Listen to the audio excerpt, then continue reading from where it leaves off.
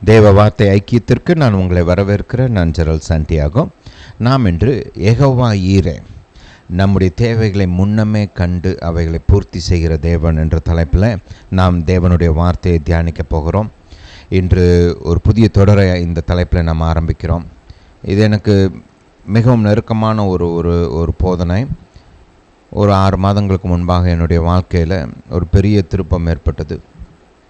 அந்த நேரத்தில் கர்த்தர் இந்த வெளிப்பாட்டின் மூலமாக என்னோடு கூட பேசினார், என்னை ஆறுதல் படுத்தினார், என்னை பலப்படுத்தினார், முன்னேறி செல்ல உதவி செய்தார்.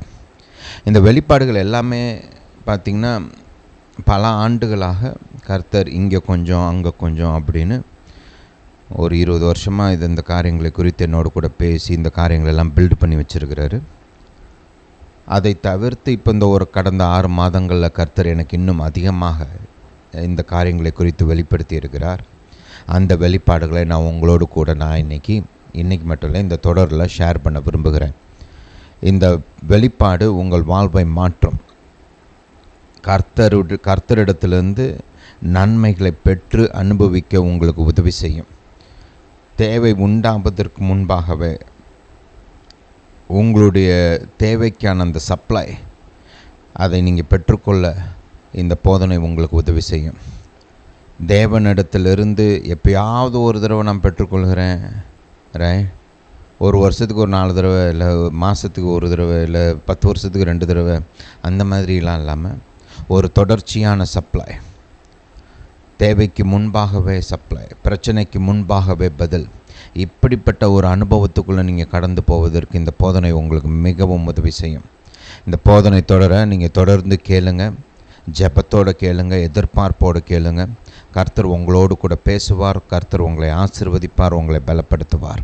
ஹல்லேலூயா, ஹல்லேலூயா டு ஜீசஸ். சரி, நாம் ஜெபிப்போம். பிதாவே, இயேசுவின் நாமத்தினால் வருகிறோம். தாப்பனே, சர்வ வல்லவர் நீர், வானத்தையும் பூமியும் படைத்த தேவன். பிதாவே, உம்முடைய விலையேறப்பெற்ற வார்த்தைகளை எங்களுக்கு கொடுக்க வேண்டுமா ஜெபிக்கிறோம்.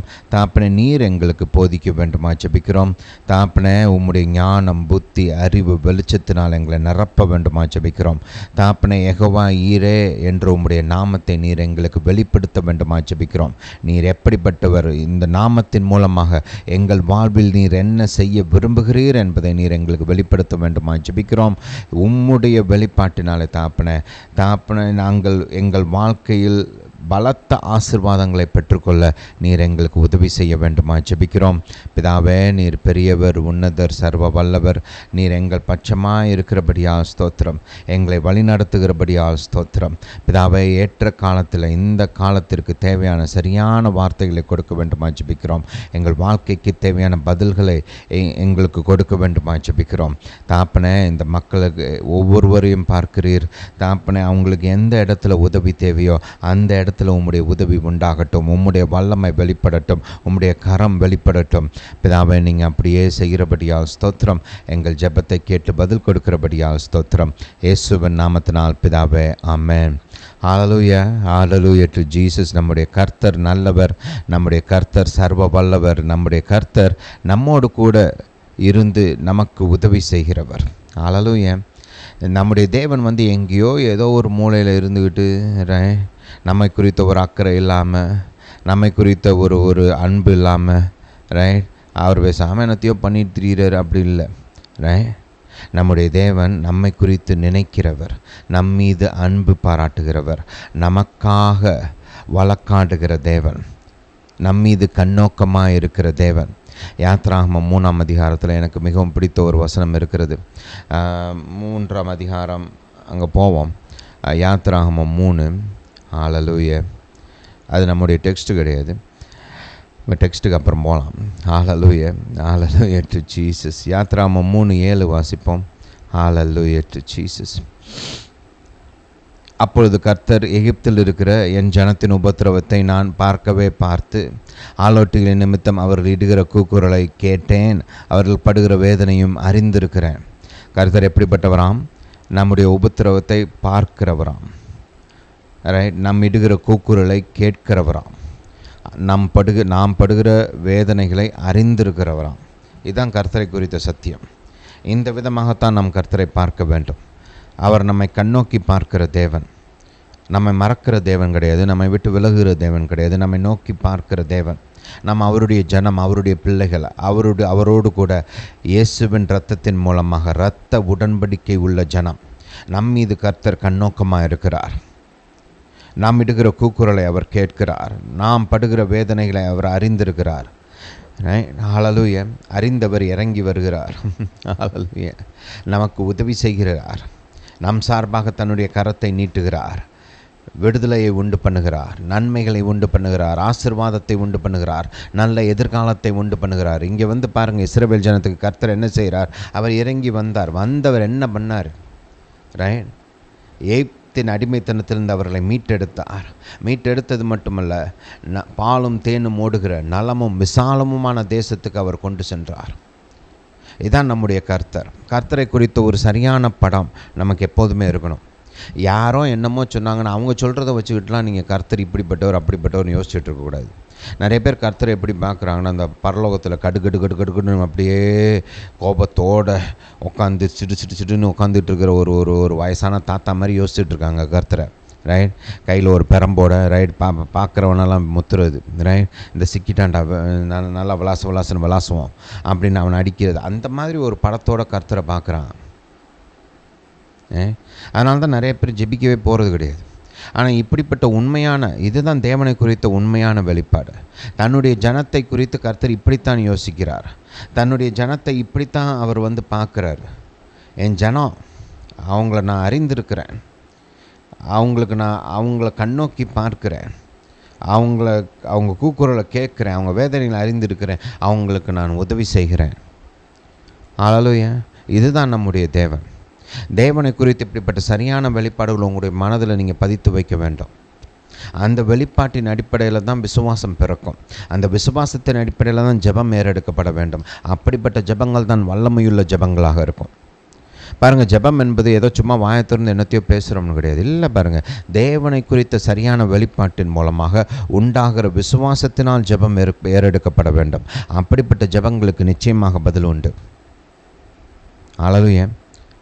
அப்படிப்பட்ட ஜெபங்கள் தேவனுடைய வல்லமையை உங்கள் வாழ்வில் கட்டவிழ்க்கும். Hallelujah to Jesus. ரைட், சில சமயம் வேதனை நிமித்தம் நம்ம கேட்குறோம், கர்த்தாவே நீங்கள் பார்க்கலையா, கேட்கலையா, நான் இவ்வளோ பாடுபடுறேனே உங்களுக்கு தெரியலையா இது அப்படின்லாம் கேட்குறோம் இல்லையா? ஆனால் பாருங்கள், உண்மை என்ன, நம்முடைய உணர்ச்சிகள் வந்து அப்படி தோணுது. ரைட், பிரச்சனை பதில் வர்றது கொஞ்சம் தாமதமாகுது. ரைட், பிரச்சனையின் வீரியம் கொஞ்சம் அதிகமாக இருக்குது, நான் கொஞ்சம் வேதனையில் இருக்கிறேன், அதனால் அந்த மாதிரி சில சமயம் கதறோம். ஆனால் கர்த்தரை குறித்த சத்தியம் என்ன? நம்ம உணர்ச்சி வந்து சத்தியம் கிடையாது. உணர்ச்சி வந்து மாறும். அடுத்த நிமிஷம் பதில் வந்துருச்சுன்னா உடனே அப்படியே மாறிடும். ஐயோ கர்த்தாவே, எனக்கு உதவி செஞ்சிட்டிங்க, என்னை பார்த்துட்டிங்க, கேட்டுட்டிங்க, ரைட், அறிஞ்சிருக்கிறீங்க அப்படின்னு சொல்லிடுவோம். ரைட், ஆனால் அந்த நிமிஷத்தில் அந்த உணர்ச்சி வந்து கொஞ்சம் வேறு மாதிரி இருக்கிறதுனால மாற்றி பேசுகிறது இல்லையா? ஆனால் எப்போதும் கர்த்தரை குறித்து ஒரே விதமாக பேச நாம் கற்றுக்கொள்ள வேண்டும். கர்த்தரை குறித்து நம் வாயை திறந்து பேசும்போது அவரை குறித்த வெளிப்பாட்டின் அடிப்படையில் பேச நாம் பழக வேண்டும். அப்படி பழகணும்னா நம்முடைய வாழ்க்கையில் தேவனுடைய வல்லமை கட்டவிழ்க்கப்படும். ஒரு தொடர்ச்சியான ரைட், ஒரு கன்சிஸ்டண்ட்டாக நிரந்தரமான தொடர்ச்சியான ஒரு உதவிகள் நமக்கு உண்டாகும். ரைட், வெளிப்பாடுகள் உண்டாகும், ஆசீர்வாதம் உண்டாகும். கர்த்தரை குறித்து ஒரே விதமாக வேதாகமத்தின் வெளிப்பாட்டின் அடிப்படையில் பேச நாம் பழக வேண்டும். Hallelujah. Hallelujah to Jesus. All right, சரி, இப்போ நம்முடைய டெக்ஸ்ட்டுக்கு போகலாம். ஆதியாகமம் 22ஆம் அதிகாரம். இங்கே தான் கர்த்தர் முதலாக தன்னை வந்து யெகோவா ஈரே என்ற நாமத்தை கொண்டு நமக்கு வெளிப்படுத்துகிறார். இதுக்கு முன்னமே அவர் யெகோவா ஈரேவாக வெளிப்பட்டிருக்கிறார். அதெல்லாம் எப்படின்றத பார்க்கலாம். ஆனால் இங்கே தான் இந்த நாமம் முதலாக பயன்படுத்தப்படுகிறது. அதனால் இங்கே இதை வந்து நம்ம டெக்ஸ்ட்டாக எடுத்துருக்கிறோம், இங்கேருந்து நம்ம பார்க்க போகிறோம். ஹல்லேலூயா. இந்த சூழ்நிலையோட பேக்ரவுண்டு மோஸ்ட்லி எல்லாருக்கும் தெரிஞ்சிருக்கிறோம். ரைட், புதுசாக வந்திருக்கவங்களுக்கு தெரிஞ்சிருக்க வாய்ப்பில்லை. ஆனால் பைபிள் நல்லா தெரிஞ்சவங்களுக்கு வந்து பார்த்திங்கன்னா, ரெகுலராக படிக்கிறவங்களுக்கு இது கட்டாயம் தெரிந்த ஒரு அத்தியாயமாக இருக்கும். ரைட், இந்த அத்தியாயத்தில் தான் கர்த்தர் வந்து ஆபிரகாமுடைய பிள்ளையாகிய ஈசாக்கை தனக்கு பலியாக கொடுக்கும்படி கர்த்தர் ஆபிரகாமுக்கு கட்டளையிடுகிறார். இது வந்து அவனை சோதிக்கும்படி கர்த்தர் செய்தார் என்று முதல்ல எடுத்த உடனே பைபிள் சொல்லிருச்சு. ரைட், இது கர்த்தர் ஒன்றும் பிள்ளைகளுடைய பலியை விரும்புகிற தேவன் கிடையாது.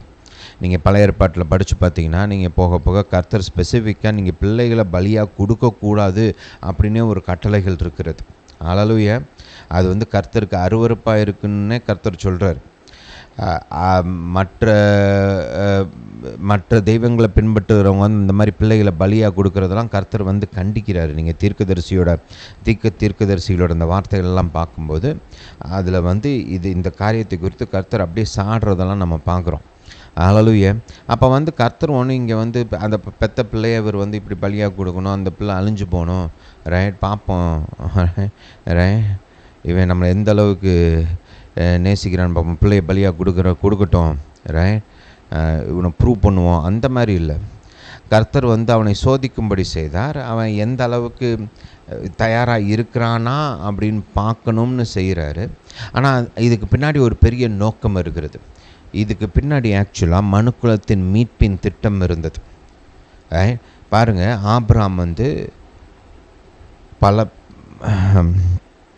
ஜாதிகளுக்கு தாப்பனாக இருக்கிறார், right, the father of many nations, பல ஜாதிகளுக்கு. ஒரிஜினலாக ஆதாம் தான் இந்த பூமியின் ஜாதிகளுக்கு, அதாவது தேசங்களுக்கு தாப்பனாக இருந்தான். அவன் பாவம் செய்து விழுந்து விட்டான், கர்த்தருடைய சத்தத்துக்கு கீழ்ப்படியாதவனாக இருந்தான். இப்போ கர்த்தருடைய சத்தத்துக்கு கீழ்ப்படுகிற ஒரு மனிதன் ஆபிரகாம், அவரை வந்து கர்த்தர் அநேக ஜாதிகளுக்கு தாப்பனாக ஏற்படுத்தி இருக்கிறார், ரைட். இவர் வந்து மனுக்குலத்தின் ஒரு ரெப்ரசன்டேட்டிவாக இதை செய்கிறார் கர்த்தர் முன்பாக. ஹல்லேலூயா, ஹல்லேலூயா டு ஜீசஸ். அதனால் நம்ம வந்து இந்த கான்டெக்ஸ்ட்டை சரியாக புரிஞ்சுக்கணும். இது வந்து ஒரு நோக்கத்தோடு கர்த்தர் இந்த டெஸ்ட்டை கொடுக்குறார், ரைட். பரீட்சை, சோதனைன்றதை காட்டிலும் இது வந்து ஒரு பரீட்சை. ஹல்லேலூயா. அப்போ ஆபிரகாம் வந்து பாருங்கள், அவர் வந்து கர்த்தரை அறிந்தவராக இருக்கிறார். கர்த்தரை குறித்த அறிவு எவ்வளோ முக்கியன்றதை இதில் நீங்கள் பார்க்கலாம். அவர் கர்த்தரை அறிந்த மனிதனாக இருக்கிறார். கர்த்தர் வந்து பார்த்திங்கன்னா ஆபிரகாமுக்கு வயசான காலத்தில் மெனக்கட்டு போய் ஈசாக்குன்னு ஒரு பிள்ளை உனக்கு பிறக்கணும், அவங்க கூட தான் உடன்படிக்கை பண்ணுவேன், அவனை தான் ஆசீர்வதிப்பேன்லாம் சொல்லிட்டார். அதில் நீங்கள் ஆதியாகமம் 17ஆம் அதிகாரத்தை படித்து பார்த்தீங்கன்னா தெரியும். ஆபிரகாம் வந்து ஆக்சுவலாக ஈசாக்கு வேணும்னா நினைக்கவே இல்லை. அவருக்கு வந்து இப்போ வந்து இஸ்மவேல் பிள்ளையாக இருக்கிறான், அதனால் அவர் சந்தோஷமாக இருக்கிறார். அவர் ஒன்றும் எனக்கு இன்னொரு பிள்ளை வேணும்னு கூட கர்த்தர்கிட்ட கேட்க கிடையாது. ஒத்த பிள்ளை வந்துருச்சு, நம்மளுக்கு ஒரு வாரிசு வந்துருச்சுன்னு அவர் ஜாலியாக இருக்கிறார். ஆனால் கர்த்தர் மெனக்கட்டு போய் உன் கூட நான் உடன்படிக்கை பண்ணுறேன், இந்த உடன்படிக்கை வந்து சாரால் உனக்கு பெற்றெடுக்கும் அந்த பிள்ளையாகிய ஈசாக்கின் மூலமாகத்தான் இந்த உடன்படிக்கை வந்து உன் வாழ்வில் பலிக்கும் அப்படின்னு சொல்லி அவர் வந்து வெளிப்பாடு கொடுக்குறார். இன்ஃபேக்ட் ஆபிரகாம் வந்து கர்த்தாவே இஸ்மவேல் உமக்கு முன்பாக வாழ்ந்திருக்கட்டும் அப்படின்லாம் ஜெபிக்கிறார். ஆனால் கர்த்தர் சொல்கிறார், இல்லைப்பா, உன் பிள்ளைன்றதுனால இஸ்மவேலை நான் ஆசீர்வதிக்கிறேன், ஆனால் உடன்படிக்கை வந்து ஈசாக்கோட தான் அப்படின்னு அழுத்தம் திருத்தமாக சொல்லிட்டார். இது வந்து ஆபிரகாமுக்கு தெரியும், ரைட். அதனால் கர்த்தர் வந்து ஈசாக்கை நீ பலியாக கொடு அப்படின்னு சொன்னப்போ ஆபிரகாம் வந்து யோசிக்கிறார், இதை குறித்து கர்த்தர் இப்படி சொல்ல மாட்டார், ஏன் சொல்கிறாரு அப்படின்னு. அப்போ அவருக்கு வந்து ஒரு வெளிப்பாடு உண்டாகிறது. இது எல்லாமே முக்கியம். நீங்கள் இதை நம்ம படிக்க நீங்கள் இதை பார்ப்பீங்க, ரைட். இது எல்லாமே முக்கியம். ஏன் முக்கியம் அப்படின்னு பார்த்தோம்னா இது நம்முடைய மீட்போடு சம்மந்தப்பட்ட ஒரு காரியம், அதனால தான் ரொம்ப முக்கியம். அந்த வெளிப்பாடு என்னன்னு பார்த்தீங்கன்னா, ஆபிரகாமுக்கு உண்டான அந்த வெளிப்பாடு, கர்த்தர் வந்து என்கிட்ட சொல்லியிருக்கிறார், ஈசாக்கின் மூலமாக தான் உன் சந்ததி விளங்கும் அப்படின்னு சொல்லியிருக்கிறார். கர்த்தர் பொய் சொல்லாத தேவன், வாக்கு மாறாத தேவன், உடன்படிக்கையை மீறாத தேவன். ஈசாக்குக்கு இன்னும் பிள்ளை கூட பிறக்கலை. அப்போ இந்த கர்த்தருடைய வாக்கு தத்தம்லாம் நிறைவேறணும் அப்படின்னா ஈசாக்கு உயிரோடு இருந்தாகணும், ரைட். அப்போ நான் வந்து இப்போ ஈசாக்கை பலியாக கொடுத்தா கூட கர்த்தர் என் பிள்ளையாகிய ஈசாக்கை மறுபடியும் உயிரோடு கூட எழுப்புவார் அப்படின்ற விசுவாசத்தோடு அவர் சென்றார். நீங்கள் இதை எபிரேயர் 11ஆம் அதிகாரத்தில் பார்க்கலாம். இந்த காரியங்கள் எல்லாமே அங்கே சொல்லப்பட்டிருக்குது. சரி, அங்கே போய் பார்ப்போம், உங்களுக்கு ஒரு ரெஃபரன்ஸ் காமிச்சிடுறேன். ஏன்னா என்ன தான் நம்ம பேசினாலும் நம்ம கேட்டாலும் அந்த வசனம் எங்கே இருக்குதுன்னு பார்த்து அதை நம்ம வந்து அப்சர்வ் பண்ணுறது நல்லது. ஹல்லேலூயா, ஹல்லேலூயா டு ஜீசஸ். அப்போ எபிரேயர் 11க்கு போனீங்கன்னா இதுவும் நம்மளுக்கு தெரியும், ஒரு விசுவாச ஹால் ஆஃப் ஃபேம். இன்றைக்கி பழைய ஸ்போர்ட்ஸ்லாம் பார்த்திங்கன்னா இந்த ஹால் ஆஃப் ஃபேம்னு வச்சுருப்பாங்க, இந்த லெஜண்ட்ஸ் ஆஃப் த கேம், அவங்களெல்லாம் வந்து ஹால் ஆஃப் ஃபேமில் இண்டக்ட் பண்ணுறோம் அப்படின்னு சொல்லி ஒவ்வொருத்தரையும் வச்சுருப்பாங்க. ரைட், கிரிக்கெட்டுக்கு இருக்குது, டென்னிஸுக்கு இருக்குது, ஒவ்வொரு ஸ்போர்ட்ஸ்லேயும் அப்படி இருக்குது. ஹல்லேலூயா. இந்த ரீசெண்டாக கூட நம்ம சிஎஸ்கே பார்த்துருந்தீங்கன்னா ஒரு 2 பேர் அவங்க ஃபஸ்ட்டு டைம் ஹால் ஆஃப் ஃபேமில் இண்டக்ட் பண்ணுறோம் அப்படின்னு சொல்லி ஒரு ப்ரோக்ராம்லாம் கூட நடத்துனாங்க இல்லையா, அந்த மாதிரி. ஹல்லேலூயா. சரி, அப்போ பாருங்கள், இது வந்து விசுவாசத்தில் பெரிய ஆட்கள். ரைட், விசுவாசத்தினால தேவனுடைய ராஜ்யத்தில் மகிமையான காரியங்களை செய்தவர்களுடைய ஒரு பட்டியல் இங்கே கொடுக்கப்பட்டிருக்குது. அந்த பட்டியலில் ஆபிரகாம் எப்படி கர்த்தருக்கு இந்த காரியத்தில் கீழ்ப்படிந்தார் அப்படின்றது எழுதப்பட்டிருக்குது. பாருங்கள், 17ஆம் வசனம், எபிரேயர் 11:17. மேலும் விசுவாசத்தினாலே ஆபிரகாம் தான் சோதிக்கப்பட்ட போது ஈசாக்கை பலியாக ஒப்பு கொடுத்தான். ரைட், எப்படி பார்த்தீங்கன்னா இங்கே ஒரு காரியத்தை கவனிங்க. நீங்கள் படித்தவங்களுக்கு, பைபிள் வாசிக்கிறவங்களுக்கு தெரியும், அவர் வெட்டுறதுக்கு முன்னாடியே கர்த்தர் அவரை நிப்பாட்டிட்டார். வெட்டியே தீர்வான்னு அவருக்கு தெரியுது. கத்தியை எடுத்து இறக்குற நேரத்தில் ரைட் கர்த்தர் நிப்பாட்டிட்டார். ஆனால் வேதம் அதை எப்படி பார்க்குதுன்றதை கொஞ்சம் கவனிங்க. கர்த்தர் வந்து அவன் பலி கொடுத்து விட்டான்ற மாதிரி தான் பார்க்குறாரு அதை. ஹல்லேலூயா. ஈசாக்கை பலியாக ஒப்பு கொடுத்தான். ஹல்லேலூயா. கர்த்தர் பார்வையில் அவன் செஞ்சிட்ட மாதிரி தான் அது. ஹல்லேலூயா. அதனால தான் அவனை நிப்பாட்டுறாரு. ரைட், கர்த்தர் மட்டும் நடுவில் இன்டர்ப்ட் பண்ணாமல் இருந்திருந்தாலும் அந்த கத்தி அவனை வெட்டியிருக்கும். அதனால தான் ஓங்கி வெட்ட போகிற நேரத்தில் கயத்தை ஓங்கியாச்சு, இப்படி இறக்குனா அவ்வளோதான், செத்து போயிடுவான். அந்த நேரத்தில் கர்த்தர் இடைப்பட்டு நிப்பாட்டுன்றார். ஹல்லேலூயா. ஆனால் கர்த்தருடைய பார்வையில் அந்த பலி கொடுக்கப்பட்டாயிற்று. ஹல்லேலூயா. ஒப்பு கொடுத்தான் அப்படின்னு தான் பார்க்குறாரு கர்த்தர். இது முக்கியம். அது ஏன்றதை பின்னாடி பார்ப்போம். 18ஆம் வசனத்தை கவனிங்க. ஈசாக்கின் இடத்தில் உன் சந்ததி விளங்கும் என்று அவனோடு சொல்லப்பட்டிருந்ததே. இப்படிப்பட்ட வாக்குத்தத்தங்களை பெற்றவன் மரித்தோரிலிருந்து எழுப்ப தேவன் வல்லவராக இருக்கிறார் என்று எண்ணி ரைட் வாக்குத்தத்தம் பெற்றிருக்கிறான். ரைட், இந்த பிள்ளை மூலமாக தான் உன்னை ஆசீர்வதிப்பேன்னு சொல்லியிருக்கிறாரு. அப்போ இந்த வாக்குத்தத்தம் நிறைவேறாமல் என் பிள்ளை சாக முடியாது. அதனால் என் பிள்ளை மரித்தாலும் மரித்தோரிலிருந்து தேவன் எழுப்ப வல்லவராயிருக்கிறார் என்று எண்ணி தனக்கு ஒரே பேரானவனையே பலியாக ஒப்பு கொடுத்தான். மரித்தோரிலிருந்து அவனை பாவனையாக திரும்பவும் பெற்றுக்கொண்டான். பேசிக்காக பாருங்கள், அவனுடைய மனசில் வந்து அந்த பிள்ளை செத்துருவான்றது தெரியும் ஆபிரகாமுக்கு. ரைட், அவன் சாக போகிறான்னு தெரிஞ்சு தான் அந்த வெட்டுறதுக்கு கத்தியை ஓங்குறார். ஹல்லேலூயா. அப்போ பாருங்கள், அவர் மைண்டில் வந்து பேசிக்காக அந்த பிள்ளை அவர் வந்து மரித்தோரிலிருந்து பெற்றுக்கொண்ட மாதிரி தான். இது எல்லாமே முக்கியம். ஏன் தெரியுமா? இப்போ நான் வந்து இதை மீட்போட நான் கனெக்ட் பண்ணுறேன் உங்களுக்கு. பரலோக தேவன் ஆண்டவராகிய இயேசுவை இந்த விதமாக தான் பலி கொடுத்தார். ஆண்டவராகிய இயேசுவை பரலோக பிதா சிலுவைக்கு அனுப்பும்போது அவ்வளோதான், போச்சு என் பிள்ளை, அவ்வளோதான், ரைட், இனிமேல் எனக்கு என் பிள்ளை கிடைக்க மாட்டான் அப்படின்னு எண்ணி அனுப்பலை சிலுவைக்கு. பரலோக தேவன் எப்படி இயேசுவை சிலுவைக்கு அனுப்பினார்? என் பிள்ளை இந்த மனிதர்களுடைய மீட்புக்காக பலியாக செலுத்தப்படுகிறார். ஆனால் 3ஆம் நாள் நான் அவரை உயிரோடு கூட எழுப்புவேன் அப்படின்ற ஒரு திட்டத்தோடு தான் ஏசப்பாவை பிதாவாகிய தேவன் சிலுவைக்கு அனுப்பினார். ஹல்லேலூயா. இங்கே ஆபிரகாமும் அப்படித்தான் செய்கிறாருன்றதை கவனிங்க. நான் வெட்ட போகிறேன், என் பிள்ளை, அவ்வளோதான், இனிமேல் எனக்கு ஈசாக்கு இல்லை அப்படின்னு நினச்சி ஆபிரகாம் பலி செலுத்தலை. ஆபிரகாம் எப்படி பலி செலுத்த போனார்? நான் என் பிள்ளையை பலி கொடுக்க போகிறேன் இங்கே, ஆனால் என்னுடைய பிள்ளையை கர்த்தர் உயிரோடு கூட எழுப்புவார் அப்படின்ற விசுவாசத்தோடு தான் அவர் பலி கொடுக்க போனார். அந்த பேரலல் புரியுதா? இன்னொரு முக்கியமான காரியம் என்னென்னா, நான் ஏற்கனவே சொன்ன மாதிரி ஆபிரகாம் வந்து மனுக்குலத்தின் ரெப்ரசன்டேட்டிவாக இங்கே செயல்படுகிறார். ஹல்லேலூயா. அவர் அநேக ஜாதிகளுக்கு தாப்பன், கர்த்தருடைய உடன்படிக்கை மனிதன். ஆபிரகாம் வந்து சாதாரண காலம் கிடையாது. ஏதோ வந்து ஒரு அழுக்கு சட்டையை போட்டுட்டு இந்த ஏன்னா ஒரு 4 மாட்டை மேய்ச்சிக்கிட்டு போகிற ஆள் கிடையாது. நீங்கள் ஆபிரகாம் குறித்து சரியான படம் உங்களுக்கு உண்டாகணும்னா பைபிளை படிங்க. ரைட், நீங்கள் இந்த டிவி வீடியோஸ்லாம் பார்க்குற ஒரு ஆபிரகாமோட அந்த ரெப்ரசன்டேஷன் இருக்கு இல்லையா, ரைட், ஆபிரகாம் அவங்க ஒரு விதமாக சித்தரிக்கிறாங்க. அதை வச்சு ஆபிரகாம் இப்படின்லாம் யோசிக்காதீங்க. ஆபிரகாம் யார், எப்படிப்பட்ட ஆளுன்னு பைபிளை போய் படித்து பாருங்க. ஹல்லேலூயா. இங்கே அவருடைய ஆசீர்வாதத்துக்குள்ளே நம்ம இப்போ போக வேண்டாம். ஆனால் அவர் வந்து கர்த்தருடைய பார்வையில் எப்படிப்பட்டவராக இருந்தார், கர்த்தர் அவருக்கு எவ்வளோ பெரிய ஸ்தானத்தை கொடுத்திருந்தார் அப்படின்ற அறிந்து கொள்வது முக்கியம். அவர் வந்து பாருங்கள், அநேக ஜாதிகளுக்கு தகப்பனாக இருந்தார். நீங்கள் ஆதியாகமம் 17 பார்க்குறோம், ரைட். அது மட்டும் இல்லாமல் தேவன் அவரோடு கூட இரத்த உடன்படிக்கை பண்ணியிருக்கிறாரு, உடன்படிக்கை மனிதனாக இருக்கிறார், ரைட். இன்னொன்று பார்த்தீங்கன்னா ரோமர் 4:13 எடுத்து வாசித்து பார்த்தோம்னா அங்கே வந்து அவர் வந்து உலகத்திற்கு சுதந்திரவாளியாக இருக்கிறார். ஒரு காலத்தில் இந்த ஸ்தானம் வந்து ஆதாமுக்குரியதாக இருந்தது. ஆதாம் வந்து உலகத்துடைய சுதந்திரவாளியாக இருந்தார்.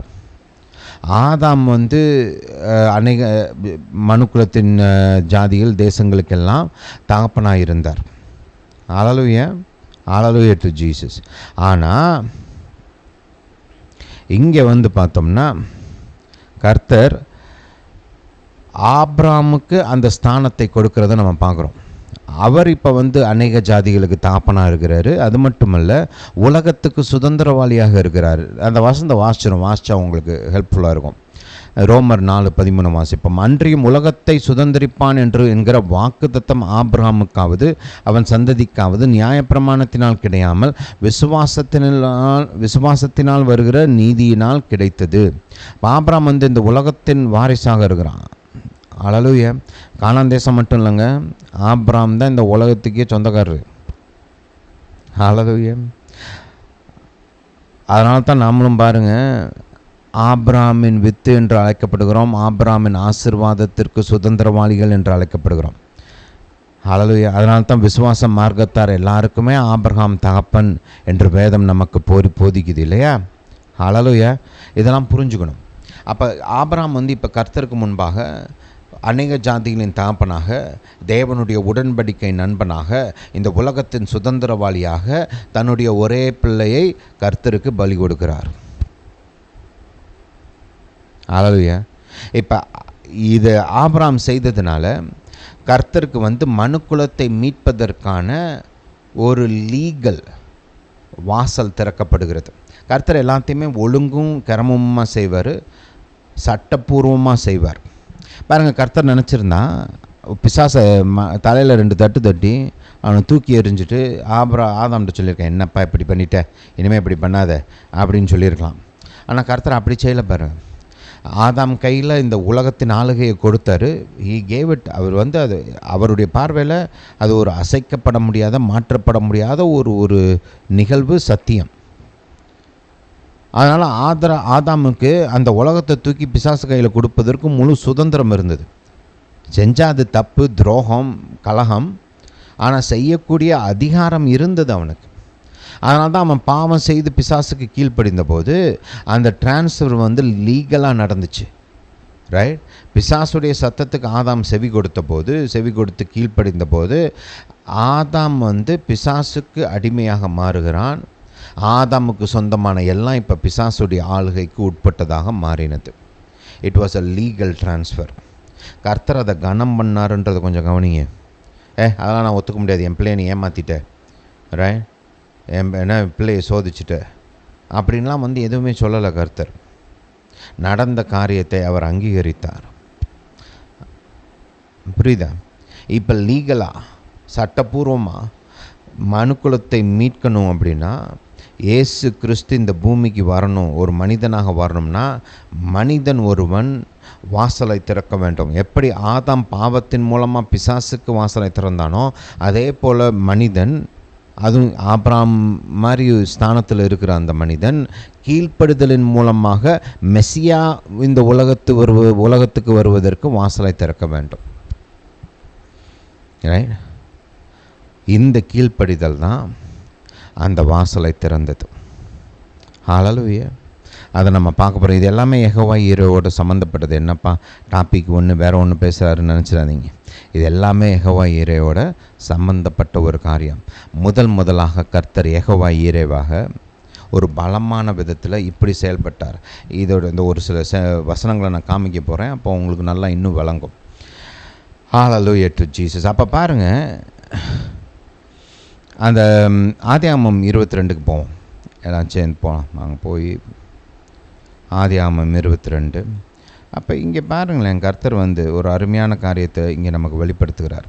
ஆபிரகாம் பலி செலுத்த அந்த கர்த்தர் குறிப்பிட்ட அந்த இடத்துக்கு போகும்போது அவர் ஒரு காரியம் சொல்கிறாரு பாருங்க.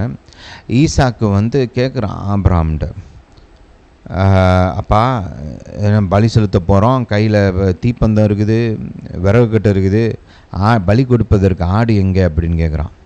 7ஆம் வசனத்தை வாசிப்போம். அப்பொழுது ஈசாக்கு தன் தாப்பனாகிய ஆபிரகாமை நோக்கி, என் தாப்பனே என்றான். அதற்கு அவன், என் மகனே இதோ இருக்கிறேன் என்றான். அப்பொழுது அவன், இதோ நெருப்பும் கட்டையும் இருக்கிறது, தகன பலிக்கு ஆட்டுக்குட்டி எங்கே என்றான். அதற்கு ஆபிரகாம் சொல்கிறார் பாருங்க, யெகோவா ஈரே இங்கே வெளிப்படுகிறார், இதை கொஞ்சம் கவனிங்க.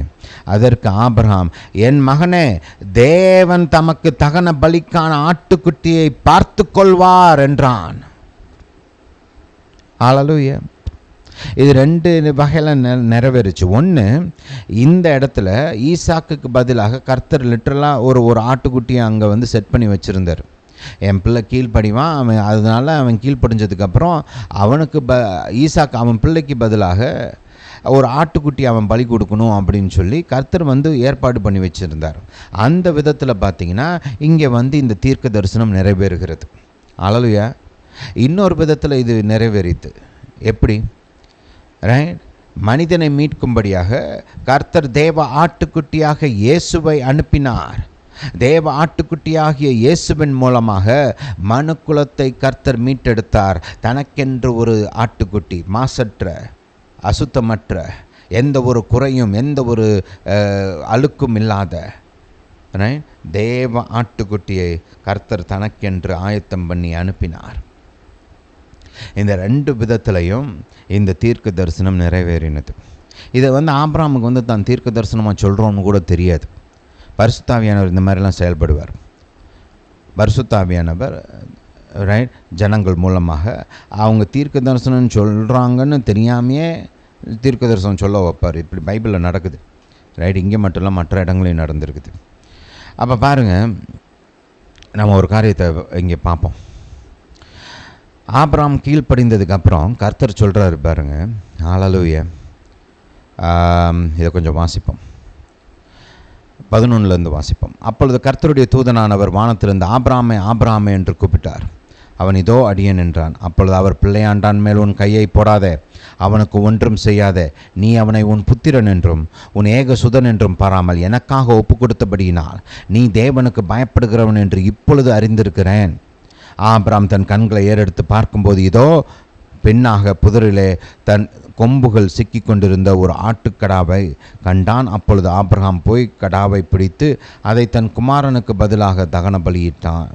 இங்கே இன்னொரு சத்தியத்தை பார்க்குறோம். இங்கே மனுஷன் ஆபிரகாம் அவனுடைய மகனாகி ஈசாக்குக்கு பதிலாக ஒரு ஆட்டுக்குட்டியை பலியிட்டான் என்று பார்க்கிறோம். இதைத்தான் தேவன் செய்தார். மனுஷர்களுக்கு பதிலாக மனுஷர்களுடைய பாவம் நீங்கும்படி தன்னுடைய குமாரன் இயேசு தன்னுடைய தேவ ஆட்டுக்குட்டியை பலியாக கொடுத்தார். இந்த சாப்டர் பூராமே அதை குறித்த ஒரு போதனை. இது எல்லாமே நம்முடைய மீட்போடு சம்பந்தப்பட்ட போதனை. ஹல்லேலூயா. இப்போ கர்த்தர் பாருங்கள், ஆபிரகாமுக்கு இங்கே தேவை, எனக்கு ஒரு ஆட்டுக்குட்டி தேவைன்னு அவருக்கு தெரியாது.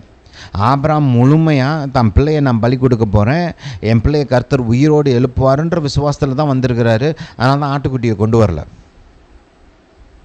ஆனால் கர்த்தருக்கு தெரியும், நான் என் பிள்ளை கீழ்ப்படிவான், அவன் கீழ்ப்படுகிறதுனால நான் அவனை நிப்பாட்டுவேன், அவனுக்கு ஒரு ஆடு தேவை பலிக்கு அப்படின்னு அவருக்கு தெரியும். ரைட். ஆபிரகாமுக்கு தெரியாது எனக்கு ஒரு ஆட்டுக்குட்டி தேவைன்னே ஆபிரகாமுக்கு தெரியாது. ஆனால் ஆபிரகாமுக்கு தெரியாத அந்த தேவையை பூர்த்தி செய்யும்படி கர்த்தர் அந்த தேவையை முன்னமே கண்டு ஒரு ஆட்டுக்குட்டியை ஆயத்தம் பண்ணி வைத்திருந்தார். ஹல்லேலூயா. Hallelujah to Jesus. ஆபிரகாமுடைய தேவையை முன்னமே கண்டு, இன்னும் ஆபிரகாமுக்கே எனக்கு ஒரு தேவை உண்டாக போகுதுன்னு தெரியாது, ஆனால் கர்த்தர் அந்த தேவையை முன்னமே கண்டார். அந்த தேவையை பூர்த்தி செய்யும்படி ஒரு ஆட்டுக்குட்டியை ஆயத்தம் பண்ணினார். இதே போல தான் தேவ ஆட்டுக்குட்டியை ஆயத்தம் பண்ணினார். மனிதன் பாவம் செய்வதற்கு முன்பாகவே, மனிதன் படைக்கப்படுவதற்கு முன்பாகவே, இந்த உலகம் படைக்கப்படுவதற்கு முன்பாகவே கர்த்தர் தேவ ஆட்டுக்குட்டியாக இயேசுவை ஆயத்தம் பண்ணினார் என்று வேதம் நமக்கு போதிக்கிறது. வெளிப்படுத்தின சுவிசேஷத்துக்கு போகலாம். வெளிப்படுத்தின சுவிசேஷம், ஹல்லேலூயா, ஹல்லேலூயா டு ஜீசஸ். வெளிப்படுத்தின சுவிசேஷம் 13ஆம் அதிகாரத்துக்கு போங்க. 13ஆம் அதிகாரம் 8ஆம் வசனத்தை கொஞ்சம் கவனிப்போம். இங்கே ஆண்டவராக இயேசுவை குறித்த ஒரு வெளிப்பாடு இங்கே கொடுக்கப்படுகிறது. உலக தோற்றம் முதல் அடிக்கப்பட்ட ஆட்டுக்குட்டியினுடைய ஜீவ புஸ்தகத்தில் பேரெழுதப்பட்டிராத பூமியின் குடிகள் யாவரும் அதை வணங்குவார்கள். அப்போ இயேசுவை குறித்து ஒரு காரியம் சொல்லப்படுது பாருங்கள். உலக தோற்றம் முதல் அடிக்கப்பட்ட ஆட்டுக்குட்டியினுடைய அடிக்கப்பட்ட ஆட்டுக்குட்டி யார்? இயேசு இல்லையா? நீங்கள் வெளிப்படுத்தின சுவிசேஷம் 5ஆம் அதிகாரத்தை வாசித்து பார்த்தீங்கன்னாலும் இயேசுவை குறித்த அந்த வெளிப்பாடு கொடுக்கப்படுகிறது. அப்போ பார்த்தீங்கன்னா இங்கே அடிக்கப்பட்ட ஆட்டுக்குட்டியாகிய இயேசு எப்போ அடிக்கப்பட்டாராம்? 2000 வருஷத்துக்கு முன்னாடி இல்லை, உலக தோற்றம் முதல். ஹல்லேலூயா. அது மட்டும் இல்லை, இப்போ நீங்கள் எபேசியருக்கு போனீங்கன்னு வச்சுக்கோங்களேன், அங்கே இன்னும் ஒரு காரியம் சொல்லப்படுகிறது. இது மற்ற இடங்களும் இருக்குது. நான் இந்த எபேசியர் வசனத்தை உங்களுக்கு எடுத்து காண்பிக்கிறேன். ஹல்லேலூயா. எபேசியர் 1ஆம் அதிகாரம் 3ஆம் வசனத்திலிருந்து கொஞ்சம் வாசிப்போம். நம்முடைய கர்த்தராகிய இயேசு கிறிஸ்துவின் பிதாவாகிய தேவனுக்கு ஸ்தோத்திரம். அவர் கிறிஸ்துவுக்குள் உன்னதங்களிலே ஆவிக்குரிய சகல ஆசீர்வாதத்தினாலும் நம்மை ஆசீர்வதித்திருக்கிறார். பாருங்கள், நீங்கள் பிறக்கிறதுக்கு முன்னாடியே இந்த ஆசீர்வாதம்லாம் ஆயத்தம் பண்ணப்பட்டிருக்குது. கிறிஸ்துவுக்குள்ளாக ஆயத்தம் பண்ணப்பட்டிருக்குது. பாயிண்ட்டை மைண்டில் வச்சுக்கோங்க. 4ஆம் வசனத்தை கொஞ்சம் கவனிங்க. தமக்கு முன்பாக நாம் அன்பில் பரிசுத்தம் உள்ளவர்களும் குற்றமில்லாதவர்களுமாய் இருப்பதற்கு அவர் உலக தோற்றத்துக்கு முன்னே கிறிஸ்துவுக்குள் நம்மை தெரிந்து கொண்டபடியே. கிறிஸ்துவுக்குள் எப்போ? உலக தோற்றத்துக்கு முன்பாக. அப்போ பாருங்கள், கர்த்தர் ஆண்டவராக இயேசுவை தேவ ஆட்டுக்குட்டியாக எப்போ ஆயத்தம் பண்ணினார்? மனிதன் பாவம் செய்வதற்கு முன்பாக, மனிதன் பிறப்பதற்கு முன்பாக, இந்த உலகம் உருவாக்கப்படுவதற்கு முன்பாக நித்தியத்தில் கர்த்தர் கிறிஸ்துவை ஆயத்தம் பண்ணினார். ஹல்லேலூயா. நம்முடைய தேவையை அவர் முன்னமே கண்டார். மனிதன் பாவம் செய்வான், அவன் விழுவான், அவனை மீட்க வேண்டும், அவனுக்கு ஒரு மீட்பர் தேவை என்பதை அறிந்து தேவ ஆட்டுக்குட்டியாக ஆண்டவராக இயேசுவை உலக தோற்றத்துக்கு முன்பாகவே கர்த்தர் ஆயத்தம் பண்ணினார். ஹல்லேலூயா டு ஜீசஸ். இதான் யெகோவா ஈரே. யெகோவா ஈரே நம்முடைய தேவைகளை முன்னமே கண்டு அந்த தேவைகளை பூர்த்தி செய்கிறவர். ஹல்லேலூயா. இந்த சிச்சுவேஷனில் தான் ஆபிரகாம் பாருங்கள், கர்த்தருக்கு ஒரு பேர் கொடுக்குறார். ஹல்லேலூயா. ஆவியானவர் அவருக்கு அந்த ஒரு வெளிப்பாடை கொடுக்குறாரு. அதன் அடிப்படையில் இந்த பேரை அவர் உச்சரிக்கிறார். பாருங்கள், கவனிங்க. ஹல்லேலூயா டு ஜீசஸ். 14ஆம் வசனம். ஆபிரகாம் அந்த இடத்துக்கு யெகோவா ஈரே என்று பெயரிட்டான். அதனால கர்த்தருடைய பர்வதத்தில் பார்த்து கொள்ளப்படும் என்று இந்நாள் வரைக்கும் சொல்லப்பட்டு வருகிறது. பார்த்து கொள்ளப்படும்னா என்ன அர்த்தம்? கர்த்தர் உங்கள் தேவைகளை முன்னமே பார்க்கிறார், பார்த்து அதை பூர்த்தி செய்கிறார். அதனால தான் பார்த்து கொள்ளப்படும். சும்மா பார்த்துக்கிட்டே இருக்கிறது இல்லை, பார்த்து கொள்ளப்படும். அதாவது பார்க்கிறவர் பூர்த்தி செய்கிறார் தேவையை. ஹல்லேலூயா. Hallelujah to Jesus. நம்ம யாத்ராமத்தை வாசிச்சோம் இல்லையா? கர்த்தர் கண்டார்னா அப்படியே உட்காந்துருந்தாரா பார்த்துக்கிட்டே படுறான். ஐயோ பாவம், உச்சி கொட்டிக்கிட்டு கொஞ்சம் பரிதாபப்பட்டுக்கிட்டு, இல்லை அவன் பட்டா படட்டும் நமக்கு என்ன அப்படின்னு உட்காரல. இல்லை வெறும் பரிதாபம் மட்டும் என்ன படலை. அதுக்கு மேலே என்ன பண்ணார்? பார்த்தவர் இறங்கி வந்தார், அவங்களுக்காக யுத்தம் பண்ணார், தன்னுடைய கரத்தை நீட்டினார், எகிப்தின் சாம்ராஜ்யத்தை மடங்கடித்து தன்னுடைய பிள்ளைகளை மீட்டு கொண்டு வெளியே கொண்டு வந்தார். ஹல்லேலூயா. அதான் தேவன் நம்முடைய தேவைகளை முன்னமே கண்டு அவைகளை பூர்த்தி செய்கிற தேவன் யெகோவா ஈரே. ஹல்லேலூயா. Hallelujah to Jesus. இந்த காரியங்களை குறித்து நாளை இன்னும் கொஞ்சம் அதிகமாக பேச போகிறோம். இந்த போதனைகளை தொடர்ந்து கேளுங்க, உங்களுக்கு மிகவும் ஆசீர்வாதமாக இருக்கும். ஹல்லேலூயா டு ஜீசஸ். நம்முடைய யூடியூப் சேனல் சப்ஸ்கிரைப் பண்ணுங்கள், இந்த வீடியோ லைக் பண்ணுங்கள். இதை உங்கள் குடும்பத்தார், உற்றார், உறவினர், நண்பர்கள், உங்களுக்கு தெரிந்த விசுவாசிகள், ஊழியக்காரவங்க எல்லாருக்கும் அனுப்பிச்சு வைங்க. அவங்களும் கேட்டு ஆசீர்வதிக்கப்படட்டும். கர்த்தர் உங்களை ஆசீர்வதிப்பார். இந்த போதனை கேட்டபடியால் நன்றி. கர்த்தர் உங்களை ஆசீர்வதிப்பாராக. நம்முடைய இயேசு ராஜா சீக்கிரம் வருகிறார்.